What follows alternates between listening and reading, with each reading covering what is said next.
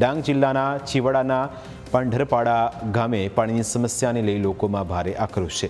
ગામમાં છેલ્લા 1 વર્ષથી પીવાના પાણીની વિકટ સમસ્યા છે। ગામની ટાંકીમાં પાણી ચઢાવવાની મોટર પણ લાંબા સમયથી બગડેલી હાલતમાં છે। તેવામાં ટેકનિકલ ખામીના કારણે આજે લોકોને પાણી માટે વલખા મારવા પડે તેવી સ્થિતિનું નિર્માણ થયું છે।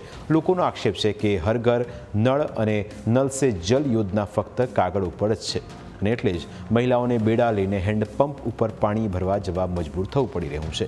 લોકોએ ચીમકી ઉચ્ચારી કે ચૂંટણી પહેલાં પાણીની સમસ્યાનો ઉકેલ નહીં આવે તો તેઓ ચૂંટણીનો બહિષ્કાર કરશે।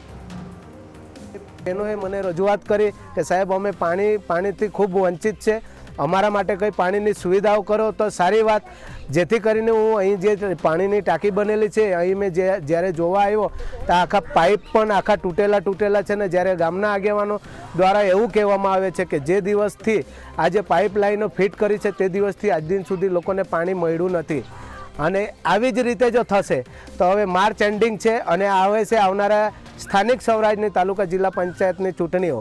હવે જો 2 દિવસના અંદર આ લોકોને પાંડરપાડા ગામના અંદર આ જે ફળિયાઓમાં પાણીની સુવિધાઓ નહીં થાય તો સ્થાનિક સ્વરાજની ચૂંટણીનો અમે સખત વિરોધ કરીશું અને બહિષ્કાર કરીશું। કેમ કે અમારા આખા ગામમાં 2 હેન્ડપંપ છે જ્યાં પાણી આવે છે, જલ્દી નંબર લાગે એના આધારે એ લોકો સવારે વહેલા 4 વાગે 2 વાગે પાણી લેવા નીકળી જાય છે, જલ્દી નંબર લાગી જાય એના માટે।